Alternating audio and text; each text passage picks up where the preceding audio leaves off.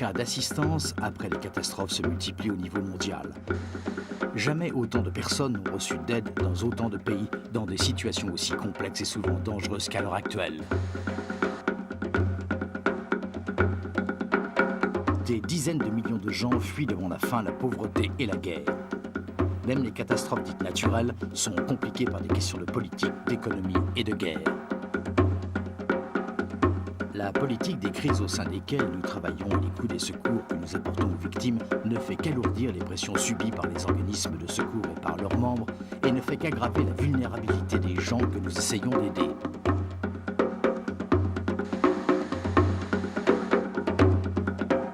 Nous réalisons que le succès ou l'échec de nos actions de secours dépendent de la force de nos principes éthiques et professionnels. Afin de travailler de manière efficace, nous devons définir clairement nos valeurs communes. Nous devons agir comme des professionnels, comme des médecins ou des avocats, en toute impartialité et indépendance. Ce film énonce les 10 principes du Code de conduite de la Fédération internationale des sociétés, de la Croix-Rouge et du Croissant-Rouge et des organisations de secours non gouvernementales.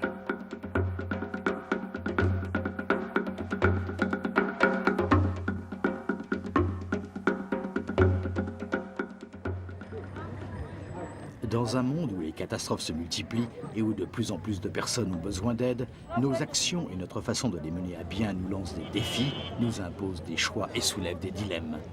Le droit de donner et de recevoir de l'aide est un droit fondamental que devrait pouvoir revendiquer tout être humain. En tant qu'organisme de secours et en tant que membre de ces organismes, nous avons l'obligation de porter des secours là où ils sont nécessaires. Notre priorité doit être de porter de l'aide d'urgence aux personnes les plus vulnérables.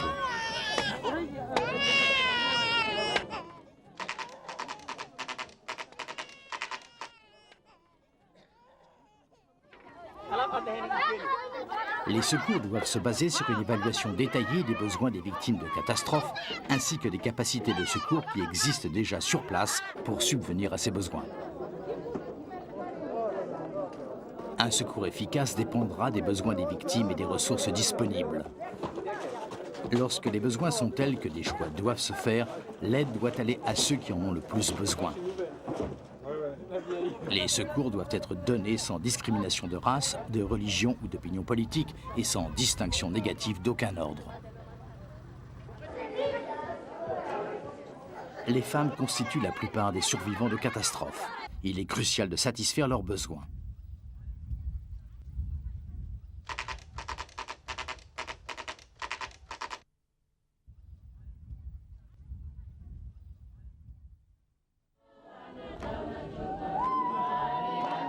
Les organismes humanitaires et leurs membres ont des motivations multiples. Mais nos croyances politiques ou religieuses ne doivent influencer ni nos actions, ni la façon de les mener à bien, ni les personnes que nous essayons d'aider. Il ne devrait y avoir aucun discours prêchant les avantages d'un système politique ou les croyances d'une religion sur une autre. Il ne devrait pas y avoir d'endoctrinement dans les écoles des camps de réfugiés.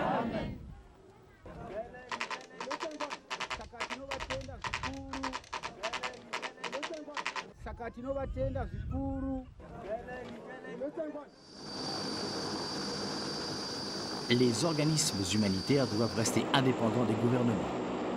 Nous prenons nos propres décisions et nous déterminons nos propres priorités. Lorsque nous acceptons de l'aide financière ou autre, nous ne devons pas essayer d'appliquer la politique du gouvernement qui nous aide, à moins qu'elle ne coïncide avec nos propres priorités.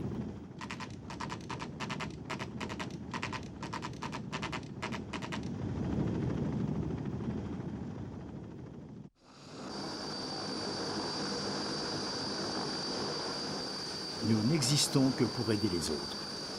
Mais nous ne devons pas dénigrer les traditions des communautés avec lesquelles nous travaillons. Nous devons prendre le temps d'écouter et de parler à ceux que nous essayons d'aider. Et nous devons tenir compte de questions pratiques telles que le type de nourriture que ces personnes mangent ou les vêtements qu'ils portent.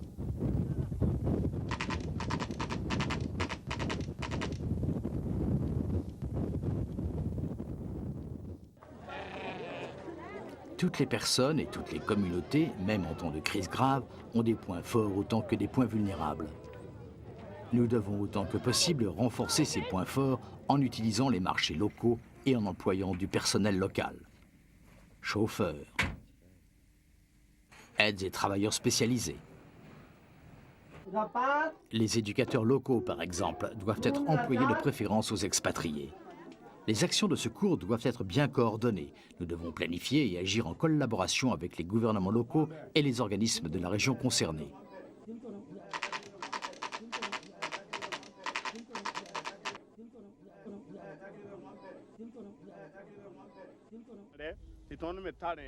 Les secours ne devraient jamais être imposés aux survivants de catastrophes. L'aide n'est vraiment efficace que lorsque les bénéficiaires participent au travail de secours à tous les niveaux. Dans la pratique, nous devons organiser des discussions de groupe avec les bénéficiaires et leurs représentants, et tout particulièrement avec les groupes dont les besoins sont le plus souvent ignorés, à savoir les minorités et les femmes.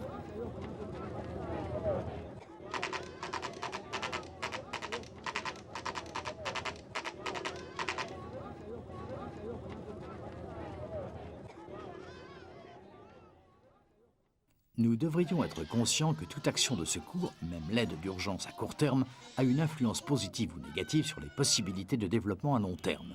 De nombreux programmes ont des répercussions sur l'environnement et risquent d'encourager une dépendance future. Nous devons penser à ce qui se passe une fois que les besoins fondamentaux sont satisfaits. L'aide alimentaire peut soit se limiter à nourrir, soit mettre en place des programmes Food for Work pour la reforestation et la reconstruction des habitations. Et si nous pensons à l'avenir, l'éducation sanitaire de base a un rôle à jouer dans le cadre de l'assistance.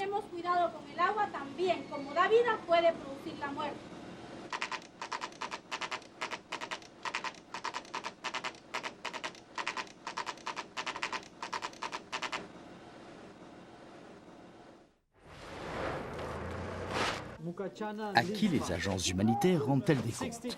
La comptabilité et les rapports de situation parviennent aux donateurs par le biais de nos bureaux centraux, mais nous devons également expliquer nos actions aux bénéficiaires de ces secours. En cas de catastrophe, les agences sont souvent le lien officiel entre ceux qui ont besoin d'aide et ceux qui veulent les aider. Nous devons nous attendre à ce que notre façon de dépenser les dons que nous recevons soit jugée par les deux parties concernées.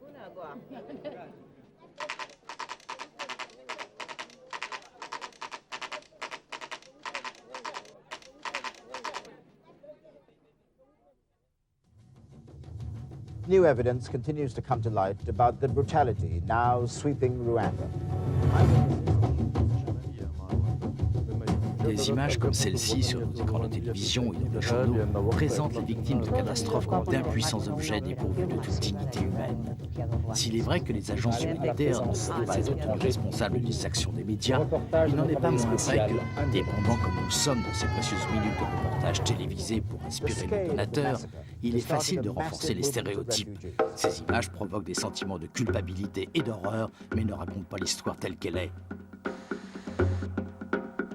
Alors nous devons éviter les images de soi-disant anges de miséricorde et de victimes impuissantes, ainsi que celles d'êtres humains réduits à l'état d'objets et de statistiques.